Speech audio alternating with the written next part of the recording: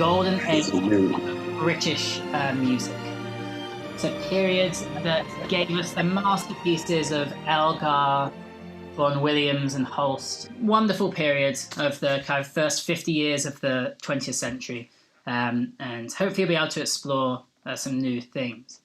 So English music was really viewed with disdain throughout much of the 19th century. And it is quite easy to see why. There really wasn't much happening. And that's especially in comparison to the kind of monumental developments that were happening on the continent. And one German writer published this provocative article describing England as the land without music, and was saying this was like a big problem with English society. And this is probably a little bit unfair. England had a musical scene, it had lots of concerts, orchestras, conductors. It just kind of lacked composers and notable composers, and also a national style. It didn't have that at all. You might remember when we were talking about Russian piano concertos that I talked about Russia in the same way. Well, the same thing was happening. English composers were traveling to the continent. Those that were serious were going to study there and spending a lot of time abroad. And Henry Litov would be your perfect example of a pre-20th century English composer. He was actually born in London in about 1818, and not a lot of his music survives, but what does really just sounds like Mendelssohn. This is his most famous work. It's a joyful scherzo from the Concerto Symphonique.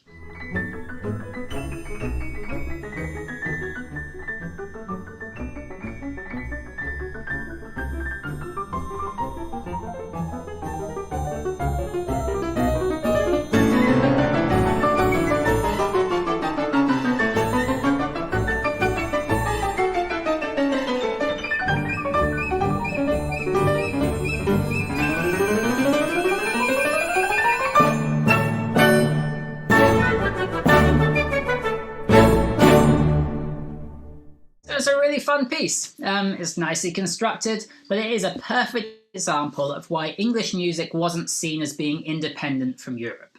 Litov actually moved to Europe fairly early on in his life, and he only really came back to England pretty infrequently. So perhaps Land Without Music could be amended to Land Without Truly Original Music, and that would be a kind of fairer criticism. There is another reason why English music wasn't being taken too seriously at the time, and this is a composer that you will definitely know.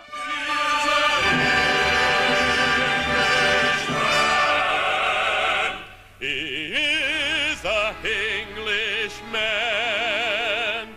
for he himself has said it, and it's greatly to his credit that he is an Englishman. Yes, he is an Englishman. For he might have been a Russian, a French or Turk or Prussian, or perhaps Italian. Or perhaps Italian. But in spite of all temptations to belong to other nations, he remains an Englishman. He remains an Englishman. For in spite of all temptations to belong to other nations, he remains an Englishman. He remains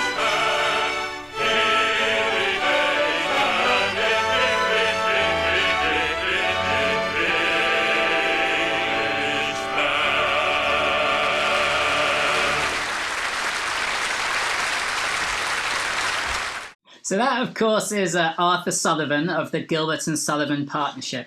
I have absolutely nothing against Gilbert and Sullivan, but the dates are quite extraordinary when you actually think about it. So HMS Pinafore premiered in 1878.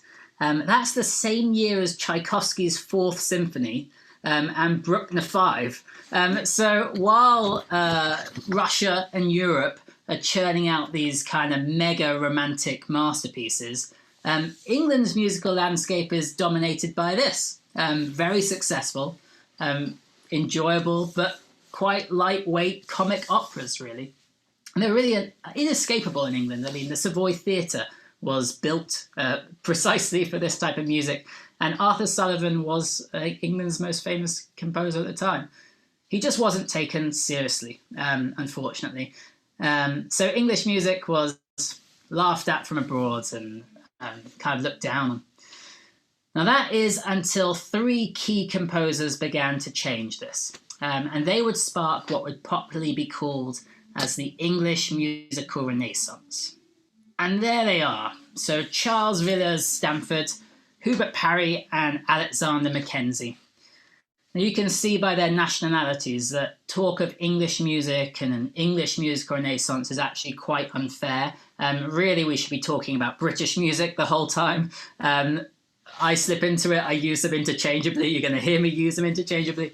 In the latter generations, it is more predominantly English, but really set up by an Irishman, an Englishman, and a Scotsman.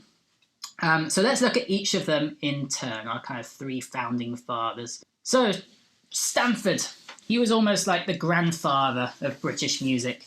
The vast majority of his influence came through this position as a professor of composition at the Royal College of Music.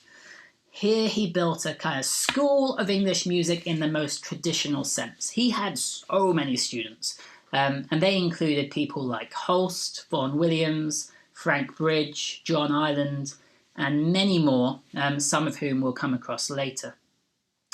Also helpful in establishing an English style was his very large output. He wrote almost 200 works, you can see on the screen, 7 symphonies, across almost every notable genre. England has a particularly wonderful choral tradition. It's built around the cathedral choirs that are in kind of every major city and are still going strong today. Stamford loved choral music, and his ecclesiastic works have really kind of outlasted his orchestral ones. So to get a sense of his overall style, for those of you that are unfamiliar with him, I would recommend starting with something like the Stabat Mater. You're going to hear elements of that church music, the text, the organ, the choir, but there's also a Wagnerian depth to it that was really absent from anything that came before him in England at the time. Vaughan Williams is said to have deeply admired this work, and for those of you that are familiar with the C Symphony, I think this piece really kind of foreshadows some of those Vaughan Williams symphonies. So have a listen to this little extract from the Stabat Mater to listen out for those features.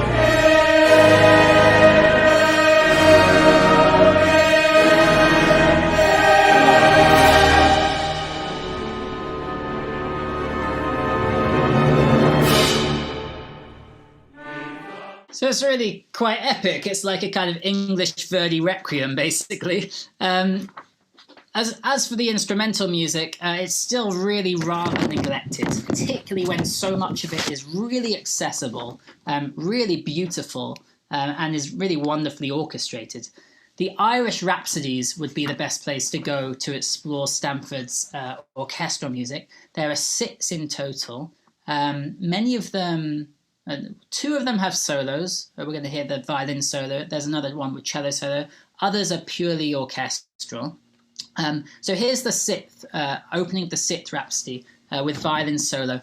You'll hear it's almost like a kind of miniature Bruch violin concerto. Very evocative.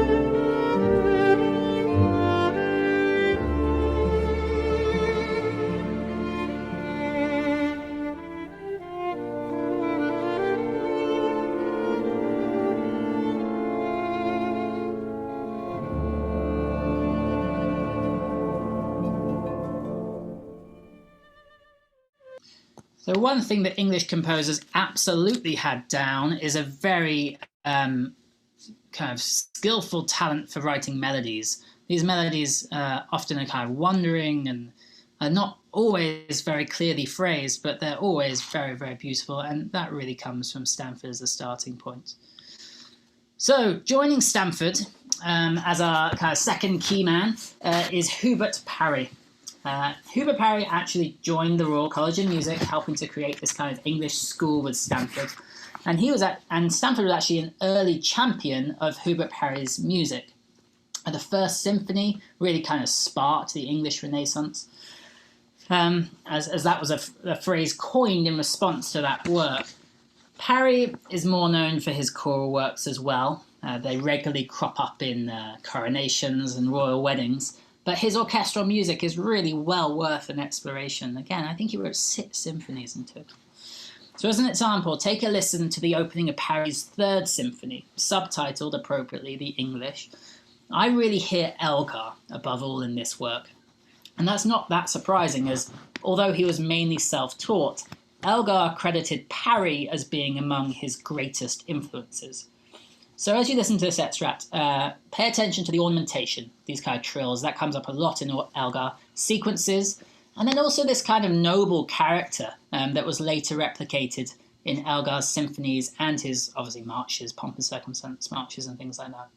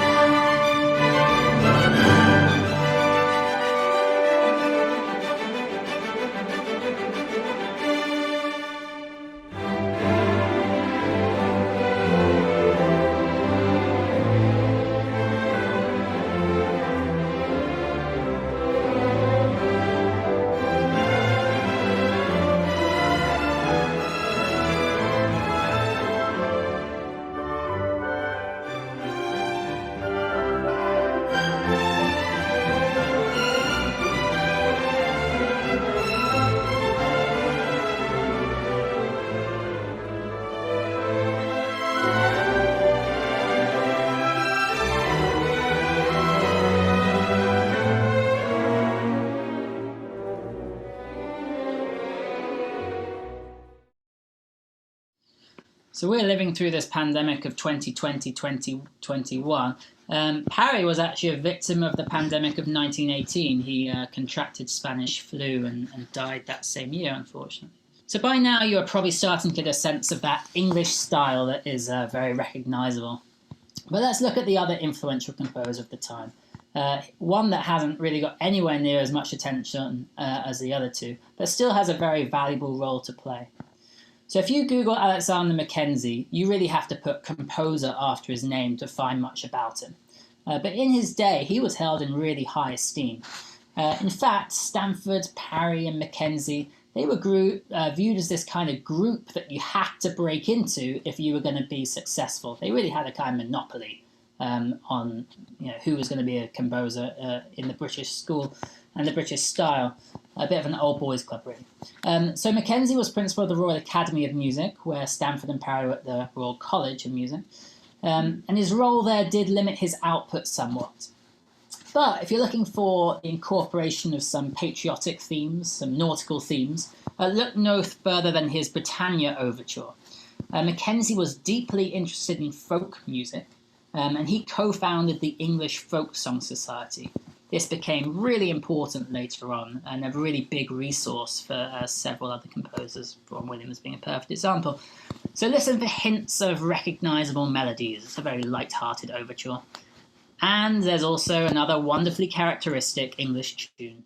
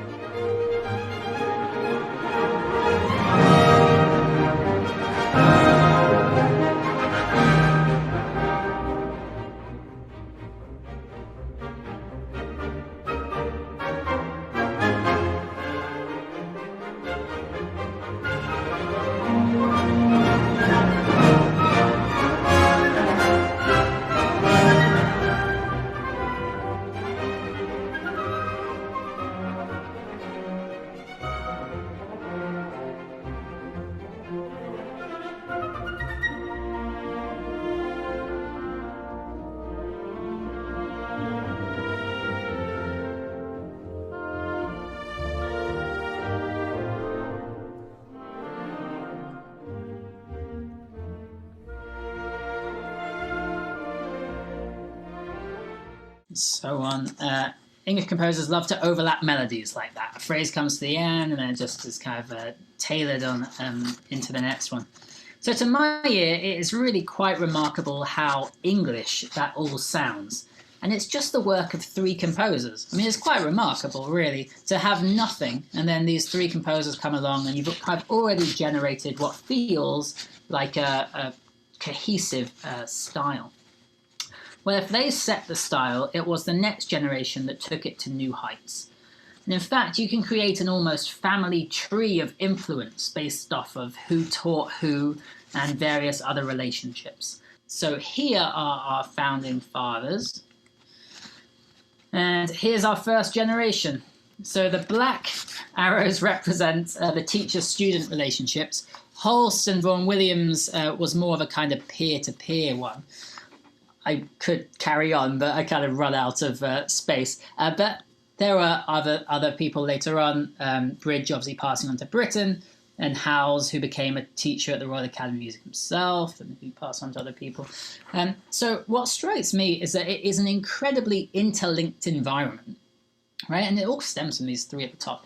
I believe that's one of the key reasons why we get such a cohesive style. I cannot think of a national style that to the same extent you can be like, that sounds English or British. And it's because of this. RCM was a real centre, and mainly it was just Stanford and Parry's pupils. So clearly Elgar, Holst and Vaughan Williams were to become the most famous of this group, and the most important in terms of exporting English music and the English style. But rather than examine them, who I know that lots of you will be familiar with, I'm going to try and focus on a few of the less familiar musicians on your screen. Howells, Coleridge, Taylor, and Frank Bridge. Starting with Herbert Howells. So Herbert Howells, he studied under Parry and Stanford at RCM, brought into that close-knit environment of a close-knit unit of composers there, and he later returned as a professor. One of the main ways Stanford had such an influence was he basically just employed his old students to take over the main roles at RCM. So as people left, he just picked out his students to kind of carry on his legacy. Howells is another composer who is probably best known for his choral works, which he turned to particularly later in life. Almost all of his orchestral works precede World War II, even though he lived all the way till 1983. Orchestrally, he didn't compose a great deal, but there are some real gems around. And I'm going to play you a bit of this elegy for solo viola, string quartet, and string orchestra. Much of Howells' music deals with themes of loss and tribute. He unfortunately had a life kind of beset by tragedy. But have a listen to this extract. I think it's beautiful. Pay particular attention to the use of texture, the contrast between unison lines and the multiple divises. English composers loved working with string orchestra, and they're really unmatched in their contribution to that repertoire. And appropriately, this performance is given at the RCM by their symphony orchestra and a student soloist, probably in the same room where it was premiered. Comparing it to the success of Vaughan Williams, I find it remarkable that it's not performed more regularly.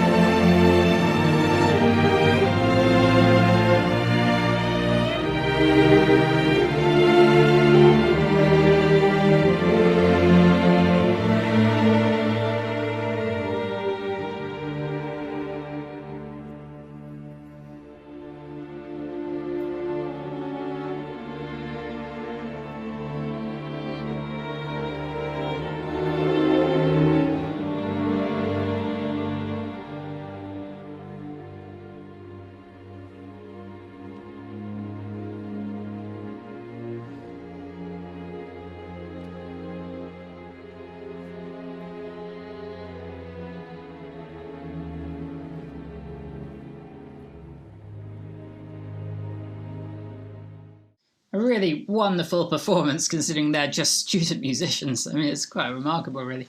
One of the criticisms of English music is that it kind of wanders and it kind of doesn't have enough direction.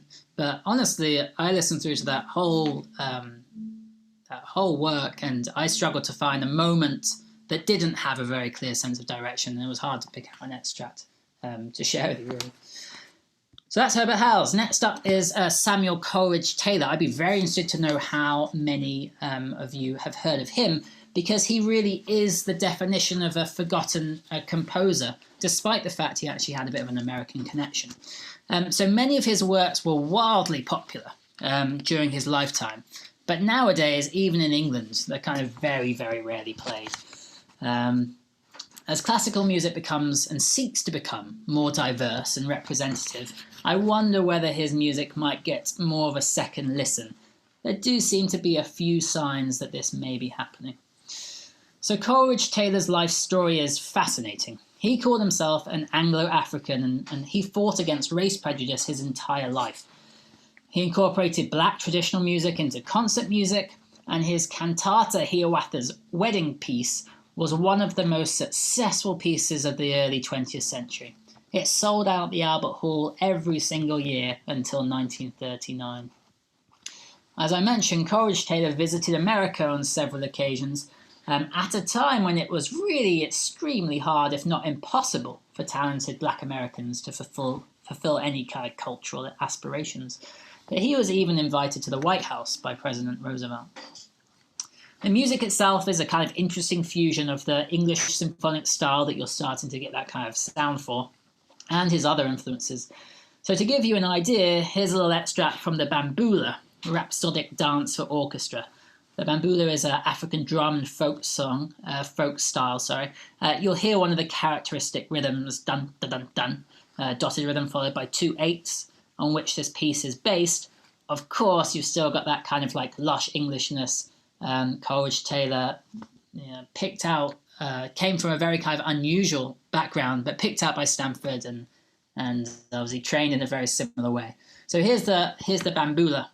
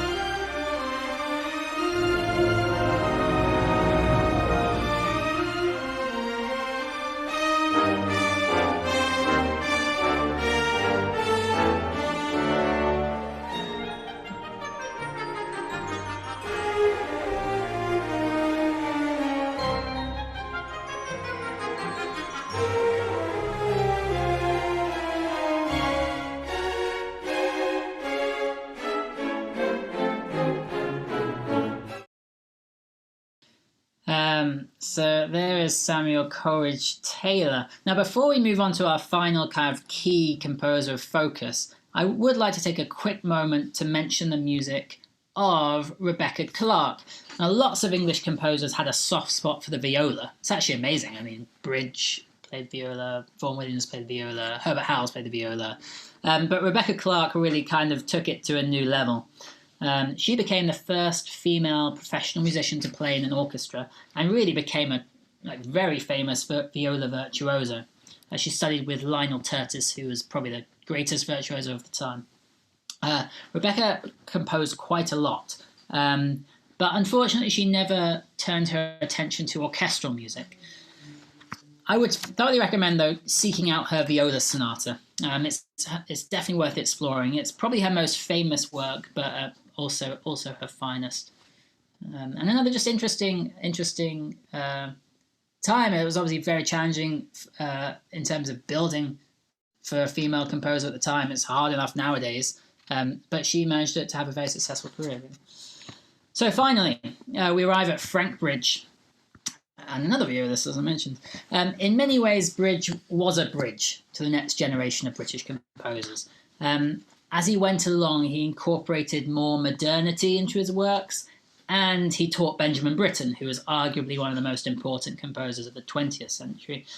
Through Bridge's music, you can really see that progression, away from these romantic models to something that's a little bit more abstract. So for his early style, think lush melodies, quite traditional harmony, basically just nice cello tunes, really.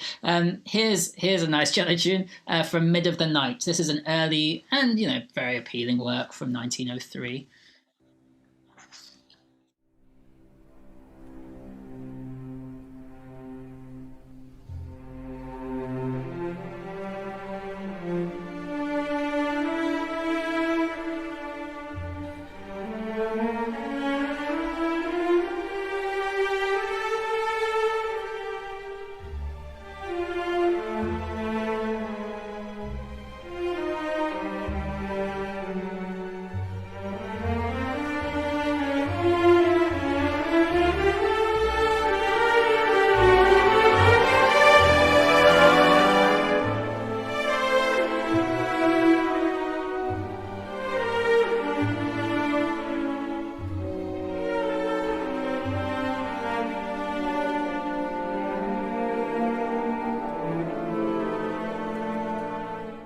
There's also some really nice chamber music by Frank Bridge. For those of you that enjoy playing chamber music, particularly in his early style, kind of leading up to about 1915 or something.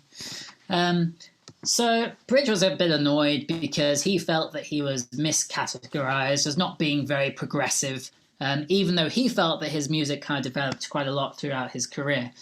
I'm going to play you an extract from the Rebus Overture that's written in 1941, so the very end of his life.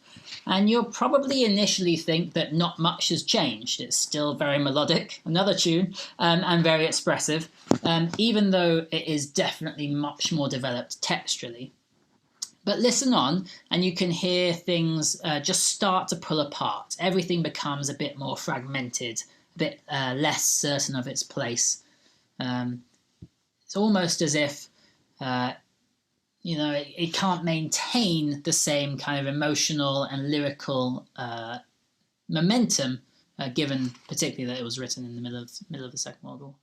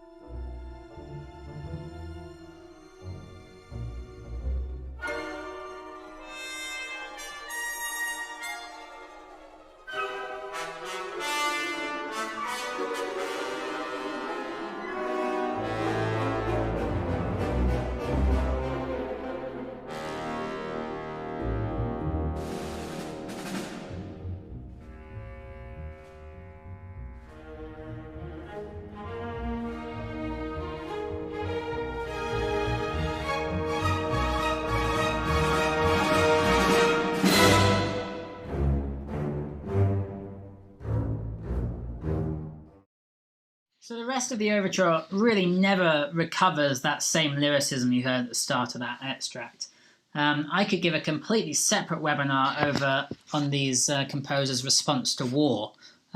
Effectively, it either encouraged them to write in a very escapist way, kind of like the melody you just heard at the start, or to really kind of engage and change their artistic output to the circumstances of the time. And obviously, these composers lived through two great wars, right? The First World War, and then some of them are the Second World War as well. That'll have to wait for another time.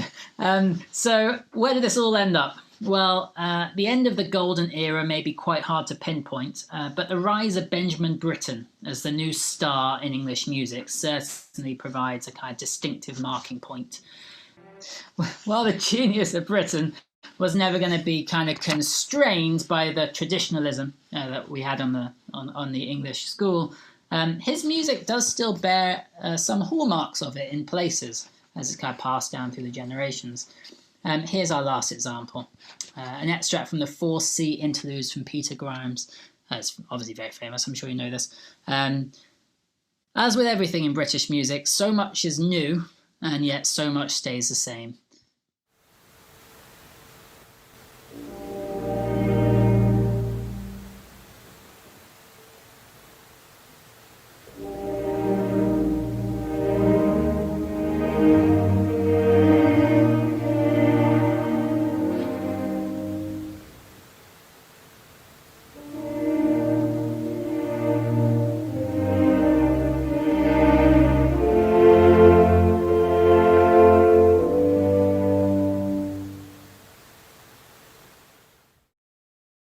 Britten there also touching on the theme of the sea, which becomes very popular with everyone.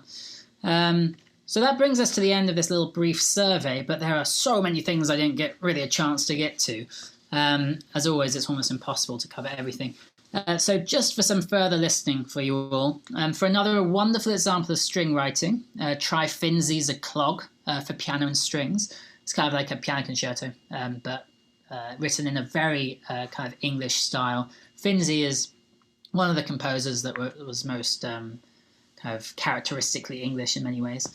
He also wrote a concerto for cello and a concerto for clarinet that are well worth exploring. Then there's Delius, probably a slightly more famous. He also had an American connection. He moved to Florida for a couple of years and ran an orange plantation there.